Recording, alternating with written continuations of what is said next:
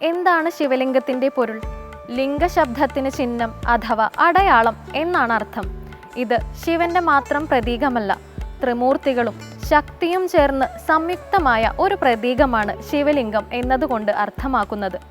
ശിവലിംഗ പ്രതിഷ്ഠയുടെ പീഠം ശക്തിയും, ചുവടുഭാഗം ബ്രഹ്മാവും, മധ്യഭാഗം വിഷ്ണുവും, ഉയർന്ന ഭാഗം ശിവനുമാണ് എന്നാണ് സങ്കല്പം. ഇനി ഇന്നത്തെ ദീപാരാധന കാഴ്ചയിലേക്ക് പോകാം. നാഗേന്ദ്രഹാരായ ത്രിലോചനായ ഭസ്മാംഗരാഗായ മഹേശ്വരായ നിത്യായ ശുദ്ധായ ദിഗംബരായ തസ്മൈ നകാരായ നമഃ ശിവായ.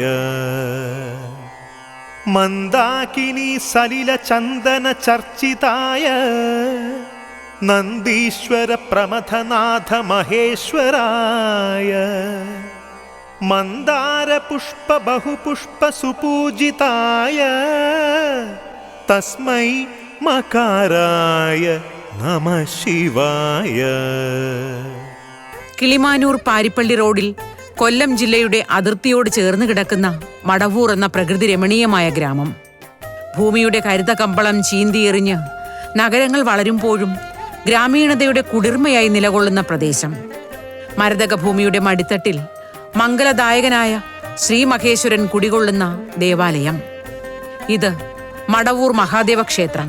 നമോ ഭൂതനാഥം നമോ ദേവദേവം നമഃ കാലകാലം നമോ ദിവ്യതേജം നമഃ കാമഭസ്മം നമഃ ശാന്തശീലം ഭജേ പാർവതി വല്ലഭം നീലകണ്ഠം. മടവൂർ എന്ന് ഈ പ്രദേശത്തിന് പേര് സിദ്ധിച്ചതിനെ സംബന്ധിച്ച് ചില കഥകൾ നിലവിലുണ്ട്.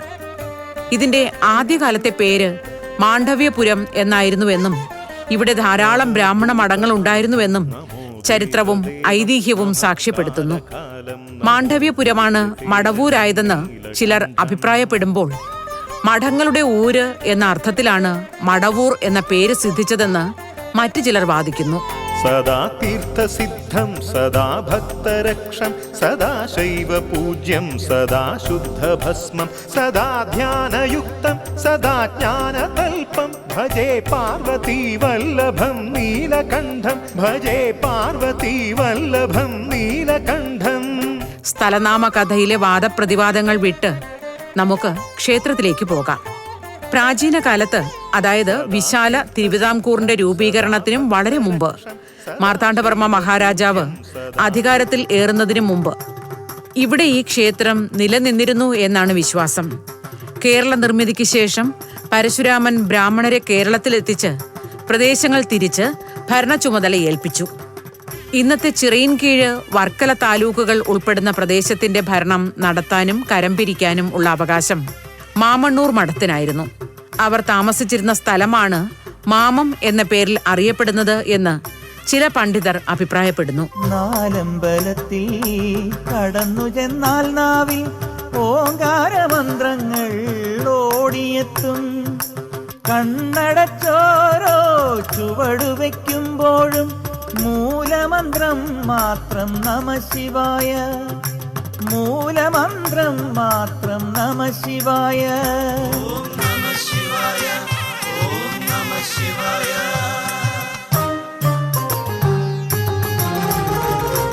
ആറ്റിങ്ങൽ, കിളിമാനൂർ എന്നിവിടങ്ങളിൽ കൊട്ടാരം സ്ഥാപിക്കുന്നതിനുള്ള സ്ഥലം രാജകുടുംബത്തിന് നൽകിയത് പോലും മാമണ്ണൂർ കുടുംബമാണെന്നാണ് പഴമക്കാർ പറയുന്നത്. ടിപ്പുവിന്റെ പടയോട്ടക്കാലത്തും പിന്നീടുമായി നിരവധി ബ്രാഹ്മണ കുടുംബങ്ങൾ ഇവിടെ എത്തി താമസം ആരംഭിച്ചു. അങ്ങനെ ഇവിടം മഠങ്ങളുടെ ഊരായി.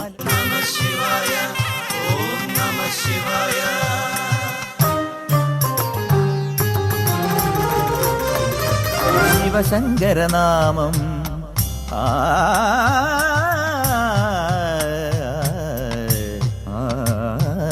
മറ്റൊരു കഥ ഇങ്ങനെയാണ്. നൂറ്റാണ്ടുകൾക്ക് മുമ്പ് മാണ്ഡവ്യൻ എന്ന മഹർഷി തന്റെ അനുചരന്മാരുമായി ദേശാടന വേളയിൽ ഇവിടെ എത്തി.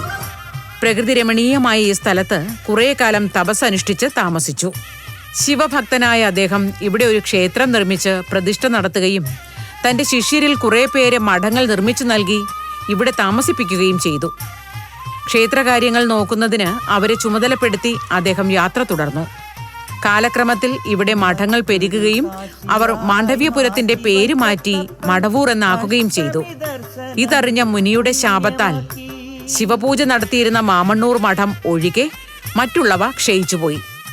അന്തേവാസികൾ പലായനം ചെയ്തു.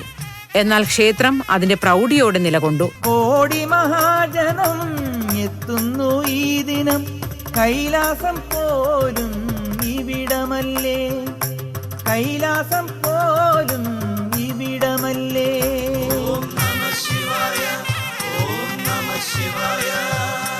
കൽപ്പടവുകൾ കയറിയെത്തുമ്പോൾ ഇരുനിലകളുള്ള മുഖമണ്ഡപം, നാലമ്പലത്തിന് നടുവിൽ ചെമ്പുമേഞ്ഞ വട്ടശ്രീകോവിൽ. ശ്രീകോവിലിനുള്ളിൽ കിഴക്ക് ദർശനമായി മഹാദേവൻ കുടികൊള്ളുന്നു. പാർവതീ സമേതനായ ദേവനാണ് ഇവിടെയെന്നാണ് സങ്കല്പം.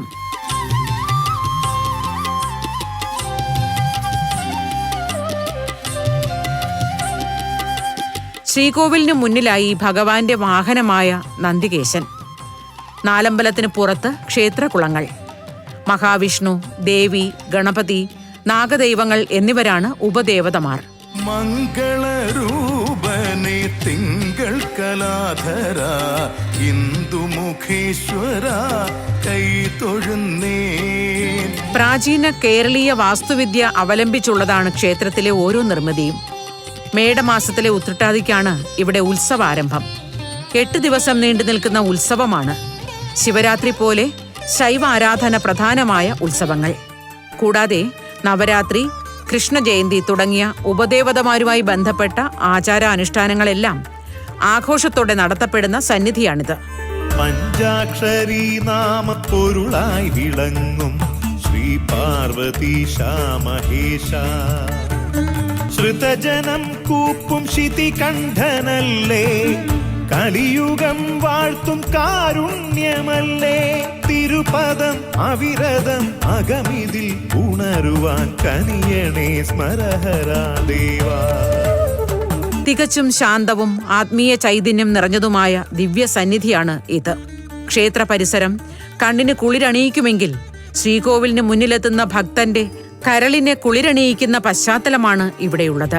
ഇരുജടയ്ക്കുള്ളിൽ നിറഗംഗയല്ലേ, തിലകമോ തിങ്കൾ കിരണങ്ങളല്ലേ, പാർവതീ ദേവി പാതിമേയല്ലേ, പാഹി മാം ദേവ പരമേശ്വരാ നിൻ തിരുമാറിൽ മാല്യങ്ങൾ മണിനാഗമല്ലേ, തൃക്കൈയിൽ തുടിതാളമില്ലേ.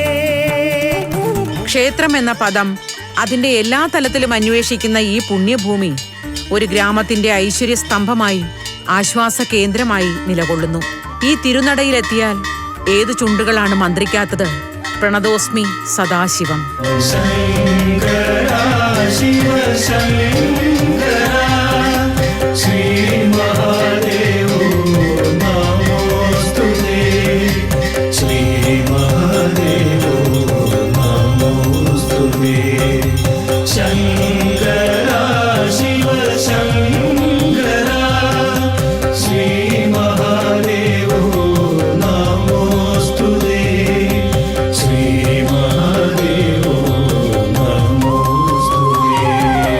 മനസ്സുകൊണ്ടെന്നും ഞാൻ വലം വച്ചു പോരുന്നു ശ്രീവലംബൂരപ്പ ശിവശങ്കര.